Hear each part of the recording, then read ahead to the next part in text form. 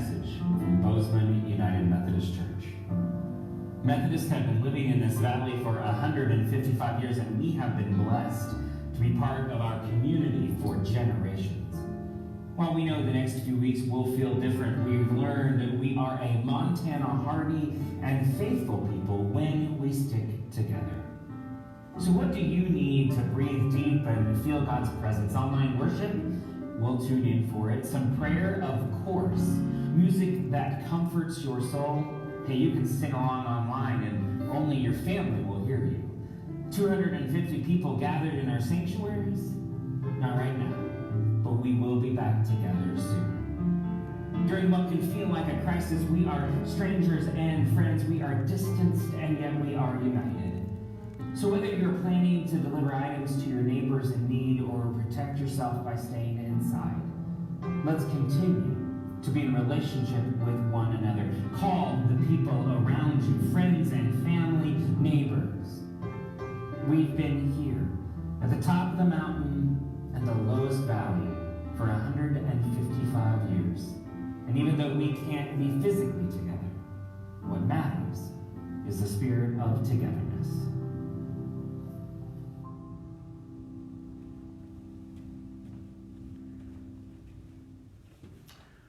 Well, good morning, Bozeman United Methodist Church. My name is Reverend Eric Strader, one of the pastors. I'm here with Allison Skillman, who is our children's coordinator and leads worship at our 8:30 a.m. service. Here's the thing, it's a different time. And it is a time that no matter what is happening in the world around us, we are here to proclaim that there is faith at the top of the mountains and there is hope in the deepest valleys. Thank you for joining us, whether you're joining us live right now or whether you're going to watch this podcast or this live share later on YouTube. We are glad that you are here. We are glad that you are not alone in this moment. We see you. We are with you. We are part of your journey. Now, I know that this is a little weird to do worship in this way, so hang in there with us as we continue to figure out glitches and solve problems. Our assignment sheet this morning actually is just a comment, so if you could just comment there, you know, my family's here and we're all watching, that'd be great. We want to just be able to count you as part of our worshiping community this morning. If you watch it later on YouTube, just throw us a note in the comments as well. I watched it, so we make sure we know who we are connecting with as we continue to connect with our greater community amidst this challenging time. I want to let you know the only announcement we have today is we have canceled worship for the next 2 Sundays, as well as most of the meetings of the church are not going to happen. But this doesn't mean that ministry doesn't happen. And so if you have a meeting scheduled here over the coming weeks, watch for an email this next week to give you some resources where you can still meet, to give some resources where your community can still gather together in the midst of this time. I invite us to enter into worship a little deeper as we hear our Psalter reading this morning. Give thanks to the Lord, for God is good. God's love endures forever. Let Israel say, God's love endures forever. Let those who fear the Lord say, God's love endures forever. It is better to take refuge in the Lord than to trust in humans. It is better to take refuge in the Lord than to trust in princes. I was pushed back and about to fall, but the Lord helped me. The Lord is my strength and my defense. God has become my salvation. The stone the builders rejected has become my cornerstone. The Lord has done this, and it is marvelous in our eyes. The Lord has done it this very day. Let us rejoice today and be glad. Give thanks to the Lord, for God is good. God's love endures forever. Amen. I want to take a moment and center ourselves, and I want to invite you really quickly, if you can, to go grab a candle that we will light these candles together across our community. And if you can't get one today, next week when you come to worship, just bring one with you, and we'll light them together.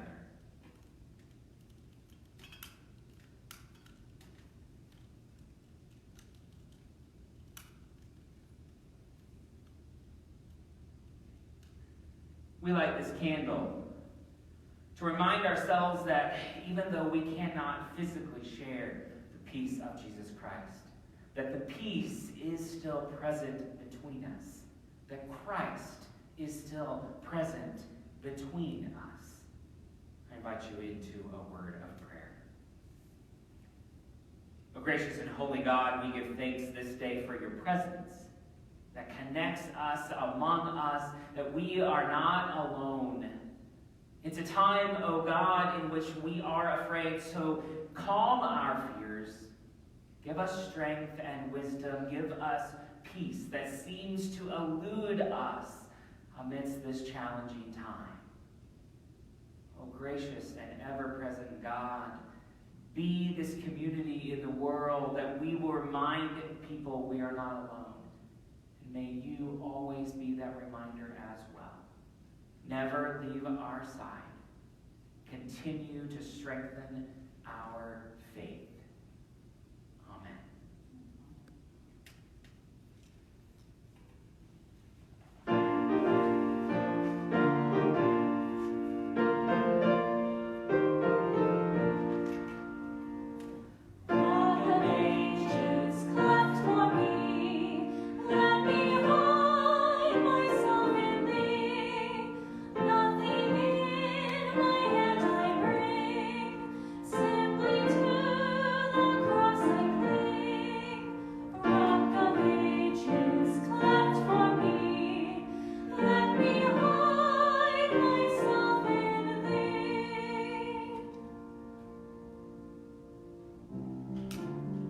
Wesley said, "It cannot be that we should grow in grace unless they give themselves to grace," meaning we must experience grace before we can offer it to others. Wesley also said, "Preach 90% law and 10% grace." Obviously, he needed to experience more grace than he had received. Let us continue singing and open God's grace that comes to us.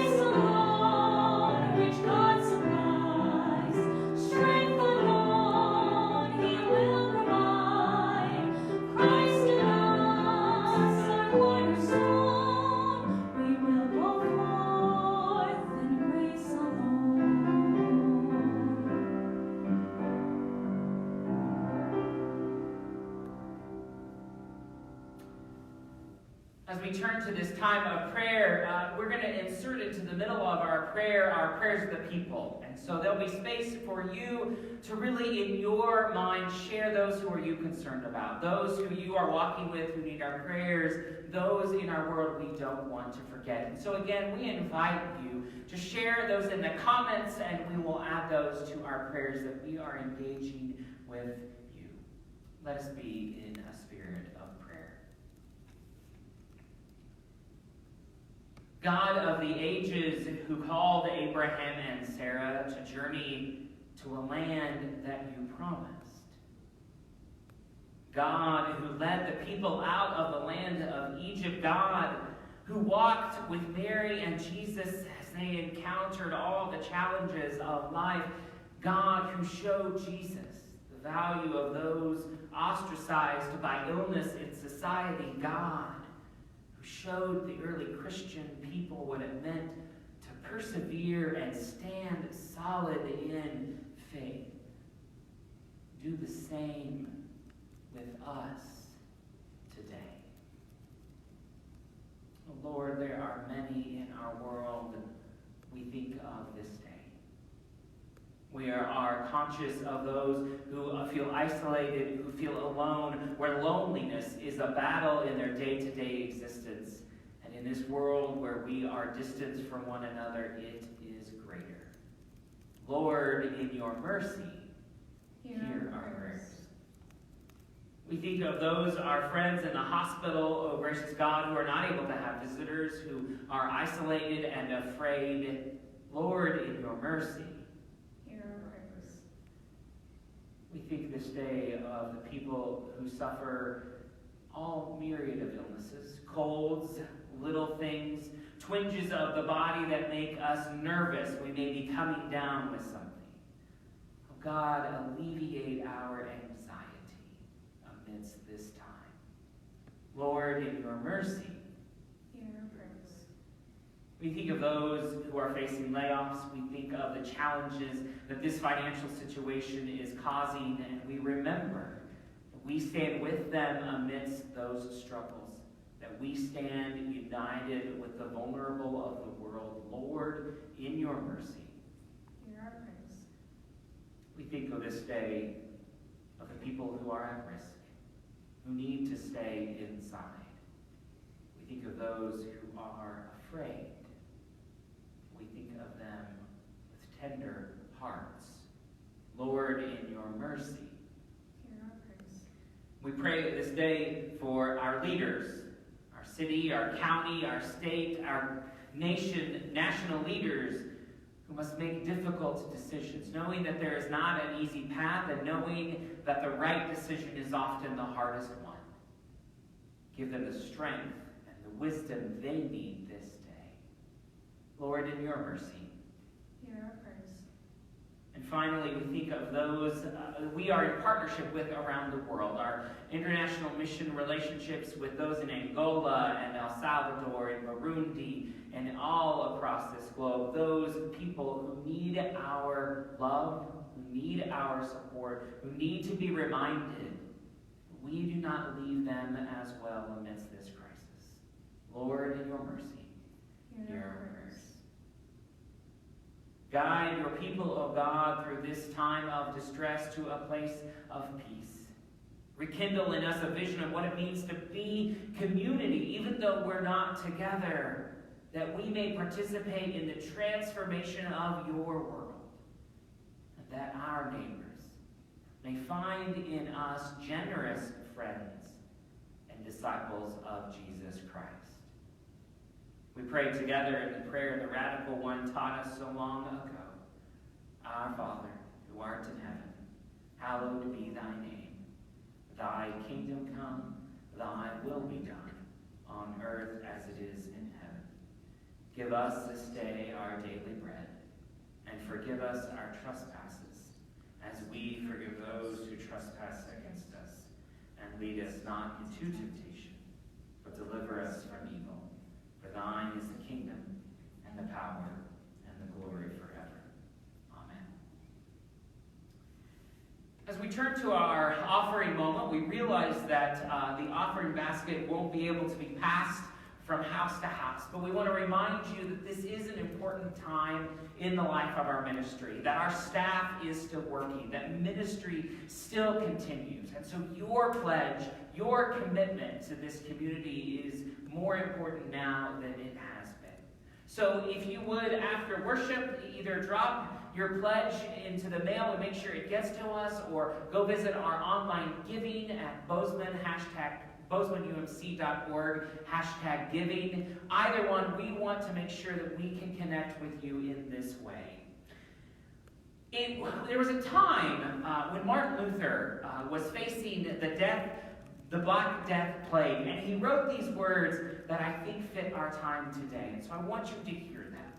He wrote, "I shall ask God mercifully to protect us, and then I shall fumigate, help purify the air, administer medicine, and take it. I shall avoid places and people where my presence is not needed, in order not to become contaminated, and thus inflict or populate others, and so cause their death as a result of my negligence. If God should wish to take me, he will surely find me. I am not responsible for either my own death or the death of others. But if my neighbor needs me, however, I shall not avoid place or person, but will go freely." This is our call. Not to be in the places we don't need to be, but to make sure that our neighbors know we are here for them. And so I want to give a big thanks, a word of thanks to our missions team for creating Church Dash, a way for us to be in ministry with those who are most vulnerable during this time. I invite us to hear these words from Vicki Wilkinson. Hi everybody, my name is Vicki Wilkinson. I am part of the BUMC mission team. We know these are very uncertain times, and we want you to know that BUMC Missions is here to walk alongside you during the uncertainty. To that end, we have developed a new mission outreach we call Church Dash. This program is for all of you who may be staying at home and out of harm's way during our community quarantine, or even right now, just to be on the safe side. We know there are groups of us who really need to be careful. Those of us who are over 60 years old, and those of us with underlying health issues like heart disease or lung disease or diabetes. With Church Dash, we have a roster of volunteers ready to run errands for you around town. We will be available to pick up prescriptions, pick up groceries, or maybe even find a stash of that very necessary and yet elusive item, toilet paper. Regardless, we are available to you. How do you participate? If you would like our help, please call Pastor Amy at the church office or just send her an email telling her you need help. She will let us know what you need and will get that information to us. We will then get the requested items and call to let you know that we are on your way to your home and how much the total receipt is. You can either leave your payment by the door, or we will take it from you at the door. And that's it. If you want to volunteer to help, please call or email me at the contacts below. Please know, our goal is to help while protecting both you and our volunteers. Goods will be delivered to your front door only. And after your initial request, we will be calling back, contacting you to make sure you're okay and see if you need anything else. Church is family. BUMC is family. And together, we can get through this.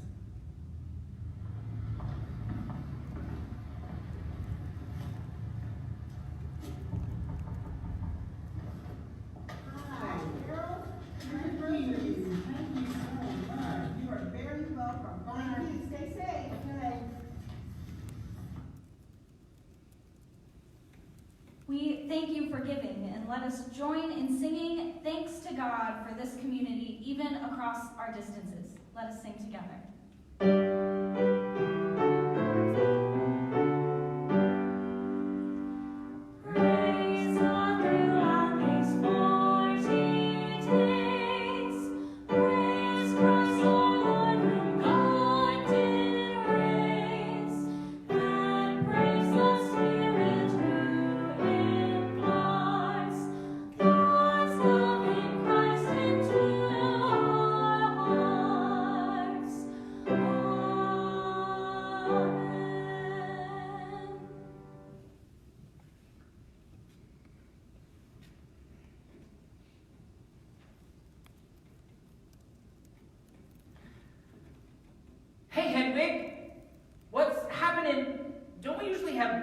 bring the puppets out?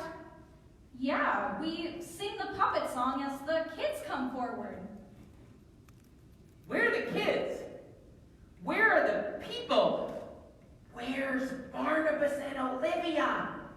Tiglath-Pileser III, haven't you not heard? There's a virus going around. A virus? Yes, it's like a cold and cough, but easy to be transmitted from person to person. I thought the grown-ups were acting a little weird lately. Are you worried you may catch it? Well, we're being asked to do some things that will help us not catch it and help others not catch it too. Like what? The most important thing is wash your hands. And then try not to touch your snout or beak with your hands. And we are being asked to have some distance between ourselves so we don't pass it to our friends. Where are you going, TP3? Come back here. TP3, are you being a bit dramatic? Holding your breath is not recommended. I don't want to get sick. I'm scared of being sick. It's okay to be scared during this time. Being afraid is a wonderful feeling from God. Part of distancing ourselves is about making sure we all aren't in the doctor's office at the same time. Well, that makes sense. This way, those who really need to go to the doctor can. Exactly. This is one way we live as disciples in the world. We love our neighbors and those vulnerable more than ourselves, so we stay away. Jesus said to love neighbors as ourselves, but this takes that to a whole new level. You know, we could just remind our neighbors we love them by waving at them, by singing songs between houses, and making sure they have enough food. And make sure they have enough TP. But there's already enough of me. Why would you want more? No, toilet paper, TP3. If anyone is short on toilet paper, they can let the church know. Thanks for the chat, Hedwig. It makes me feel so much better about what is happening. You call me anytime, TP3. I'm always here to listen. Even if we can't physically be together, we can still be together. And don't forget, kids, to check out the fun videos coming in the coming days to stay connected with your church friends. And is this another great day to be disciples of Jesus, or what?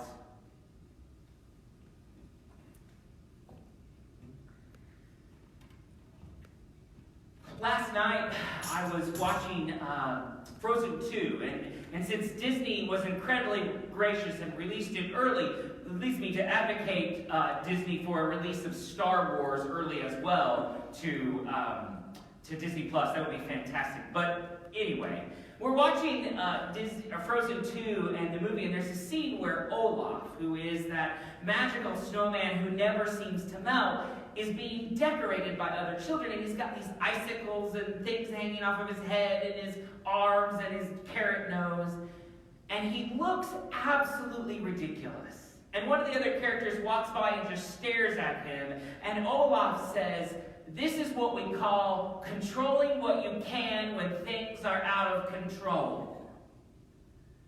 Think about your life right now. What things in your life are maybe slightly ridiculous? What are you being ridiculous about because it is the thing you can control? Are you being fastidious about the dishes being done? Are you focused on the way toys get picked up? Are you taking on closet cleaning projects?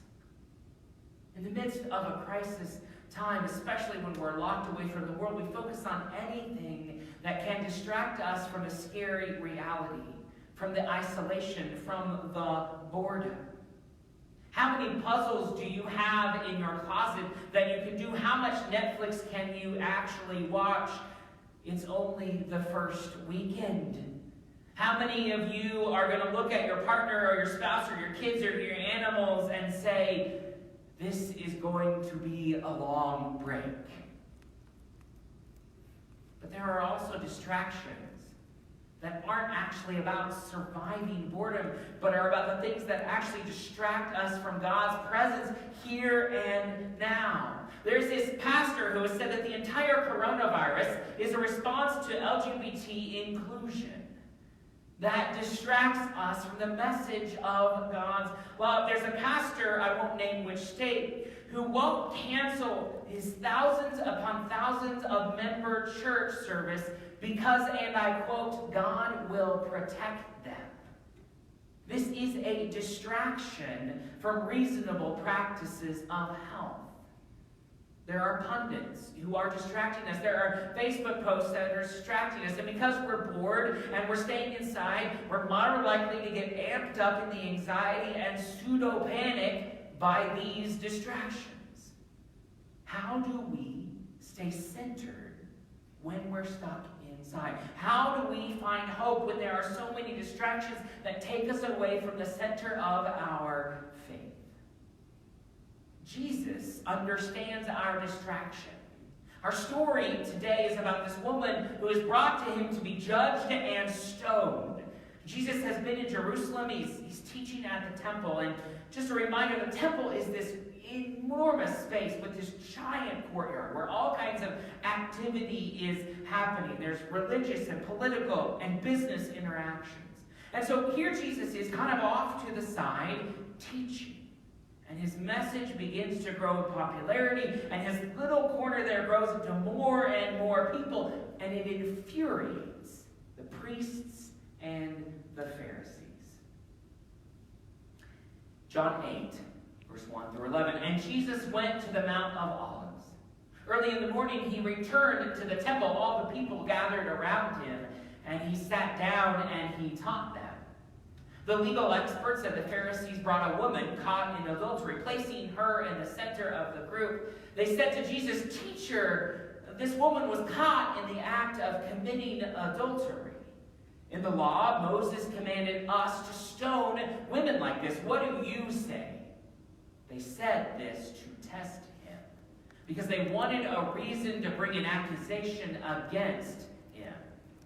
Jesus bent down and wrote on the ground with his finger. They continued their questioning on him. So he stood up and replied, "Whoever hasn't sinned should throw the first stone."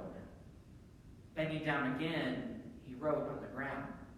Those who heard him went away one by one, beginning with the elders. Finally, only Jesus and the woman were left in the middle of the crowd.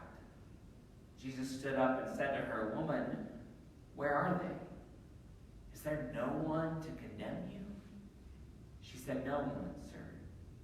Jesus said, "Neither do I condemn you. Go, and from now on, don't sin anymore."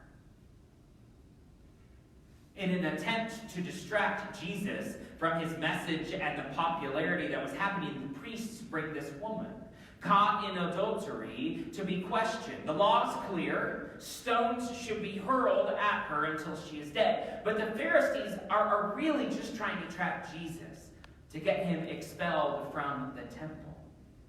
Jesus, though, knows this is a distraction. This is taking him away from his teachings, away from his message.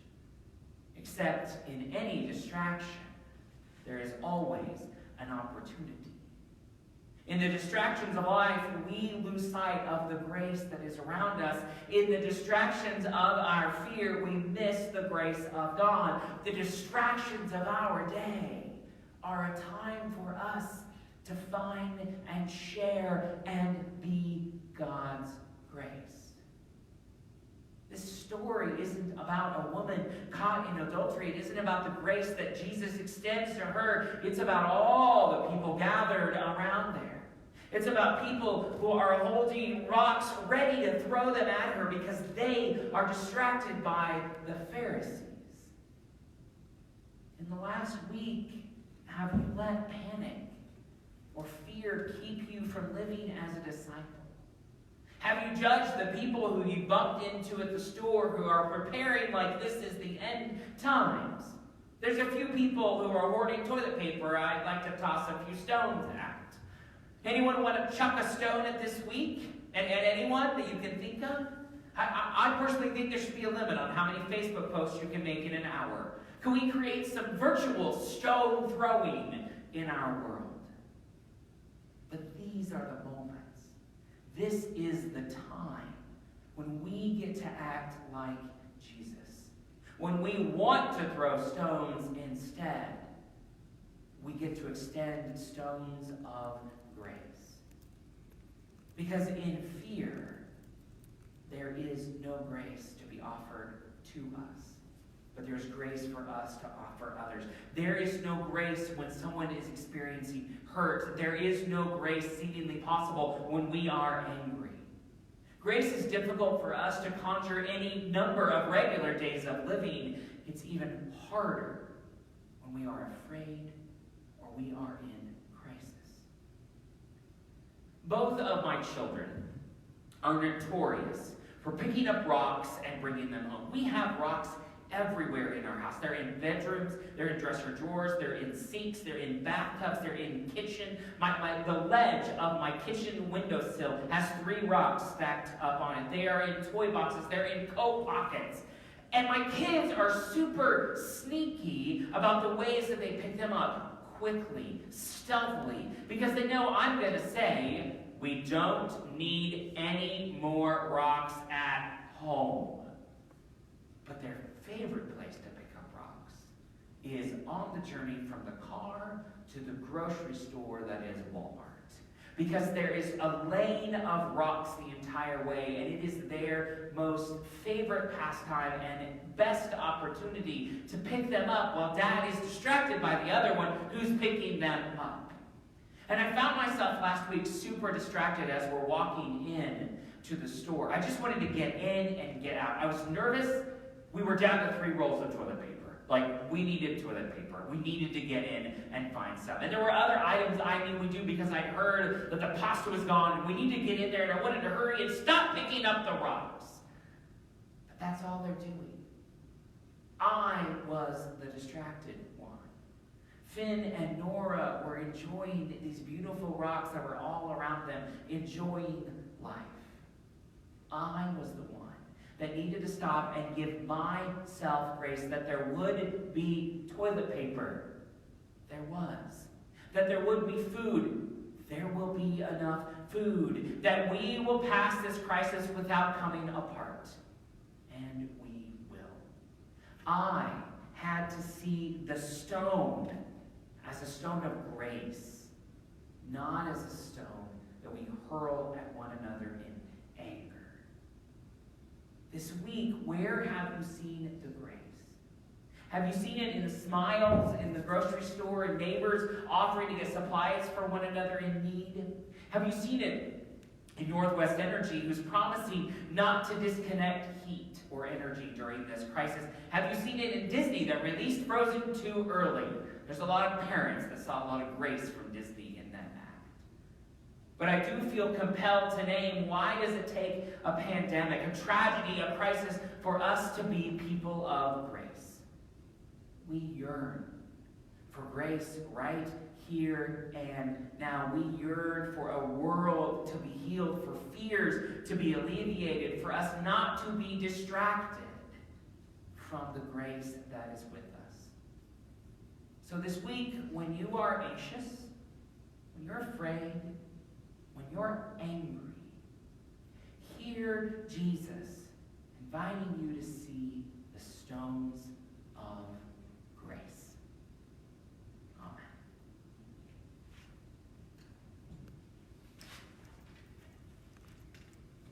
For our closing blessing this day, I just want to give a big word of thanks to our staff. They have given a lot of extra effort. There are several of them here today helping participate. And I ask that you keep them in your prayers. They're going to work hard the next week, the next several weeks, to connect us. And so would you be in prayer for us as we continue to be in relationship with you?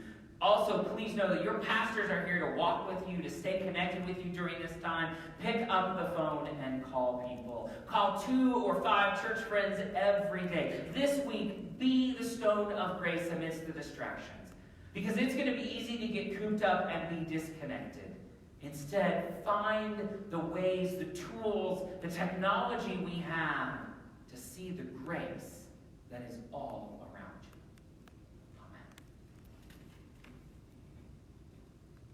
Amen.